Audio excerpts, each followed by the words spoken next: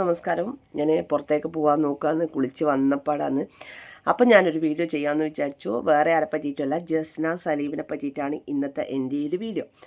ഇന്നലെ ഒന്നും സമയമില്ലായിരുന്നു, ഇങ്ങനെ കുറച്ച് തിരക്കുകളും കാര്യങ്ങളൊക്കെ ഉണ്ടായിരുന്നു. അതുകൊണ്ടാണ് ഞാൻ വീഡിയോയിൽ വരാഞ്ഞത്. മറുപടി വീഡിയോ എന്ന് പറഞ്ഞ രീതിയിൽ തന്നെയാണ് ഞാൻ ഈ വീഡിയോ ചെയ്യുന്നത്. എന്തായാലും ജസ്ന കൊടുത്ത ഒരു കേസിൻ്റെ വിധി ഹൈക്കോടതി തള്ളിയിട്ടുണ്ട്. ഇങ്ങനെ നിരന്തരം കേസ് കൊടുത്ത് പറ്റിക്കുന്ന ആ ലേഡി ആയതുകൊണ്ട് തന്നെ കോടതി അത്രയേ എടുത്തിട്ടില്ലു. പിന്നെ എന്നെ പറ്റിയിട്ട് നിങ്ങൾ കേട്ടിട്ടുണ്ടാവില്ലേ, ഒരുപാട് പറയുന്നുണ്ട്. ആദ്യം പറഞ്ഞ പോലെ തന്നെ ഹസ്ബൻഡിൻ്റെ മുടീൻ്റെ വിഗ് വെക്കുക, ഇതാക്കുക. നീ ആദ്യം ഒന്ന് ഏതാ ഹസ്ബൻഡ് എന്നുള്ളത് നീ ആദ്യം കണ്ടുപിടിക്കുക.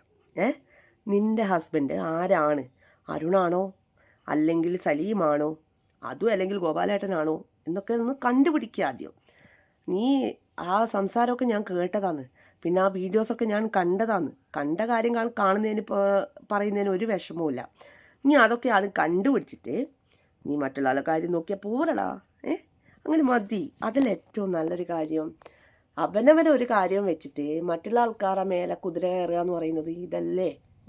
അതെന്തിനാ അങ്ങനെ കുതിര കയറേണ്ട ആവശ്യം എന്നാന്ന്? ഞാൻ പറഞ്ഞത് സത്യമാണ്. അവിടുന്ന് കോടതിയിൽ നിന്ന് കിട്ടിയ കാര്യങ്ങളാണ് ഞാൻ നിങ്ങളോട് പറഞ്ഞത്.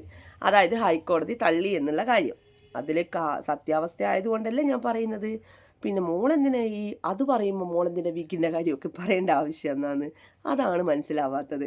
ഇപ്പോൾ ഒരാൾക്ക് മുടി വരുന്നതും ഇപ്പം നിനക്ക് ക്യാൻസർ വന്നിട്ടുണ്ടെങ്കിൽ നിൻ്റെ മുടി പോവും അല്ലേ? ഇപ്പോൾ എനിക്ക് എന്തെങ്കിലും അസുഖം വന്നിട്ടുണ്ടെങ്കിൽ എൻ്റെ മുടിയും പോവും.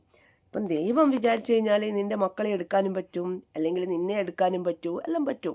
അത് ദൈവത്തിൻ്റെ ഇടയിലാണ്. അത് ഞാനാണെങ്കിലും നീയാണെങ്കിലും. അതിലൊന്നും വലിയ രീതിയിൽ അഹങ്കരിച്ചിട്ടൊന്നും ഒരു കാര്യമില്ല. നല്ല രീതിയിൽ മുടി ഉണ്ടായ വ്യക്തിയാണ് എൻ്റെ ഹസ്ബൻഡ്. എന്നിട്ട് അത് മുടി പോയതാണ്. അപ്പോൾ മുടി പോവാനും വരാനും 5 നിമിഷം മതി. നിനക്ക് അത് നമ്മളെ മുന്നിൽ തന്നെ ദൈവത്തിന് യോഗം ഉണ്ടെങ്കിൽ, ദൈവം എന്ന ഒരു സത്യമുണ്ടെങ്കിൽ നമ്മളെ മുന്നിൽ തന്നെ നിൻ്റെ മുടി പോയ ചരിത്രം ഞങ്ങൾ കാണും. അത്രയേ ഉള്ളൂ. അങ്ങനെ ഒരാളെ പറയുമ്പോഴേ അങ്ങനെ ഉണ്ടാവും. ദൈവം അത് വേഗം തന്നെ വരുത്തിക്കും. മക്കളെപ്പറ്റി പറയുമ്പോഴും നിൻ്റെ മക്കൾക്കൊന്നും ഇല്ലാതിരിക്കാൻ ഞാൻ പ്രാർത്ഥിക്കാം. അതാണ് അതിൻ്റെ നീ പ്രിയനൊക്കെ മച്ചി എന്ന് വിളിക്കുന്നുണ്ടല്ലോ, അതിനൊക്കെ ദൈവത്തിനോട് നീ അണ്ണം മുട്ടിയിട്ട് ഒരു ദിവസം പറയേണ്ടി വരും. നിൻ്റെ അള്ളാഹുവിനോട് പറയേണ്ടി വരും. നീ ഒരു ദിവസം നീ അത് കാത്തിരുന്ന് വെച്ചോ. നമ്മളൊക്കെ അതിന് വേണ്ടിയിട്ട് വെയിറ്റ് ചെയ്യാന്ന്. അതിന് വേണ്ടിയിട്ട് മാത്രമാണ് ഞാനൊക്കെ വെയിറ്റ് ചെയ്യുന്നത്. കാരണം ദൈവം എന്നുള്ളൊരു സത്യമുണ്ടെങ്കിൽ അത് നിന്നെ തേടി വന്നിരിക്കും. അതെന്താണ് എന്നുള്ളത് ദൈവത്തിന് പോലും പറയാൻ പറ്റില്ല. മനസ്സിലായിനാ മോളെ?